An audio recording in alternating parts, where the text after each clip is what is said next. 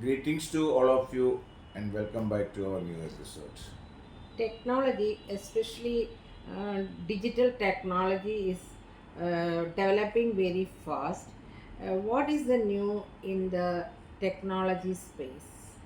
See, there are a lot like artificial intelligence, Internet of Things, IoT, quantum computing, machine learning, blockchain, and many other similar emerging technologies over there in the technology space. But at the same time, they are not new as such. They have been there for some time. But these technologies are evolving fast in new forms and variants.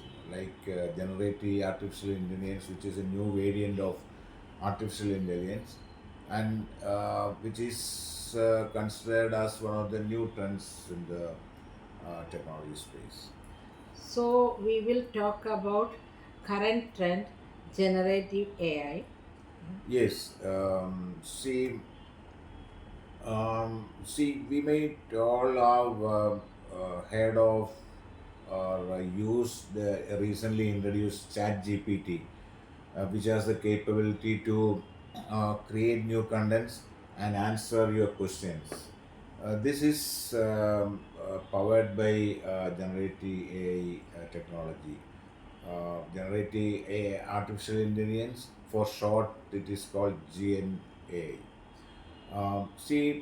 Earlier we used to search on search engines, for answers to our queries or questions, and this search engines would return a list of links which you had to open, read, and then get answers to your questions. So this is changing now. Now you prompt a question on a search engine like Google or Bing. You will still get the links as earlier, but you will now get an explanatory answer in text format on top of the search result page. So this is a change. So now, see, for example, you ask a question on a GenAI enabled search engine or a tool uh, to create a 3-day itinerary for a place you are planning to visit. So it will give you a detailed 3-day itinerary in split seconds. You know, whereas earlier you used to open many links and then read through them and then create an itinerary on your own using those information. So that's the change which Gen AI is bringing. Oh, that is great. What is exactly is generative AI? See, generative AI is basically a new variant or a type of AI, as I told you earlier. So this is making changes in the way we uh, communicate, work, and can create new contents in different forms, including text, 3Ds, graphics, videos, audios, and text, of course. See, for example, uh, you give an outline or a storyline asking to create a video or a poem. It will give you the content you ask for in seconds. Oh, really? Can you explain how generative AI works? Yeah, so we first have to look at machine learning. Let's see what is machine learning. So machine learning is a subset of artificial intelligence. So it studies the data patterns and trends to train algorithm. So what's an algorithm? Algorithm is it's a list of instructions to perform step by step actions in a software tool or applications. So let us see, how ML work. ML, meaning machine learning works, with a small example. See now, for example, you are asking a Gen AI enabled tool or a tool. to tell you what would be the traffic at a particular junction at 7 p.m. on a day, which turns out to be the last Friday of a month. So the algorithm will look at the data and trends and patterns of a traffic at that junction at 7 p.m. on last Fridays of many months in the past, and then give you an answer, analyzing those data. So basically, ML analyzes, studies and analyzes the data and feeds GenAI to give you an accurate and faster answer to your queries and questions. See, there is one more thing. There are so many things. One more important thing is that you can give input in one form and get an output in another form. So, in other words, you can turn a video into a graphic into a audio, an audio into a 3D format, and 3D format into a text and so on. So, say for example, you can upload a picture of Albert Einstein and ask the tool, what whose picture is this? It will give you that explanation in text in a few seconds. What are the some of the top use cases of generative AI? Yeah, so we have to look at from two different perspectives. One from the individual common people perspective, another from the business perspective. See, we all use, many of us use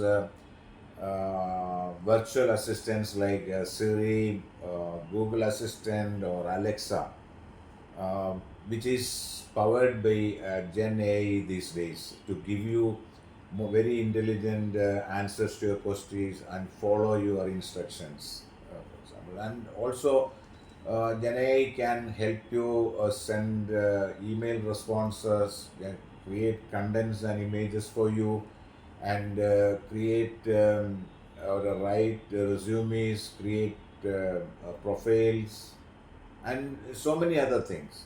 See, from business perspective, it has so many use cases, but one particular use case which is very common, which we come across is its use in chatbot. Chatbot has been all been there for for some time, but so this was all with pre-defined prompts and answers actually. So you ask a question which is different, then it may not ask, or it would give you the question and answers actually. So you have to select from that.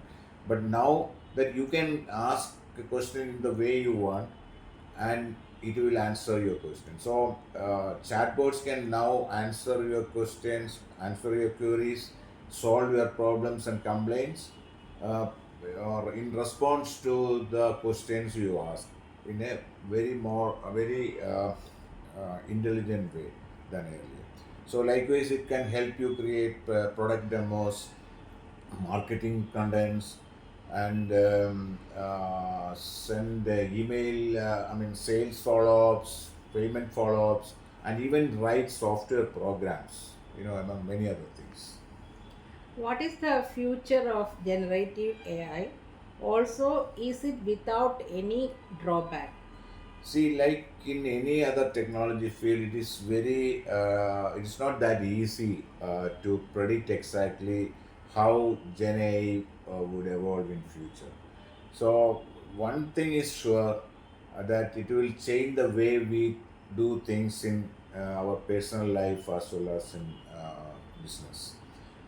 See, it is going to eliminate or remove many jobs, but and because of automation and others. But at the same time, it will create some new different jobs, and also it will help human um, reduce um, or help them, make the life easy for them by reducing manual routine works. Okay. And that said, we must use GenAI as well as artificial intelligence as a whole more judiciously. Using that wisely, just for making profit is not a sustainable model, because replacing human labor by artificial intelligence tools will create social unrest, because people will lose jobs, and also it will then the demand for products and services, affecting the economy as a whole.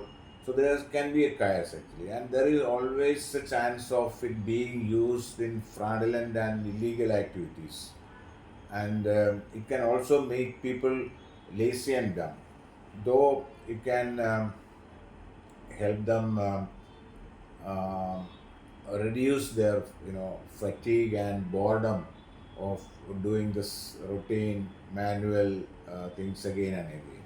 And for the businesses, it can enhance efficiency and productivity, to help them do good business. So overall, this has its pros and cons, and it is very important that there should be some regulation to regulate some laws and rules to regulate them, and instead of leaving it to the individuals and corporates to use it at their will.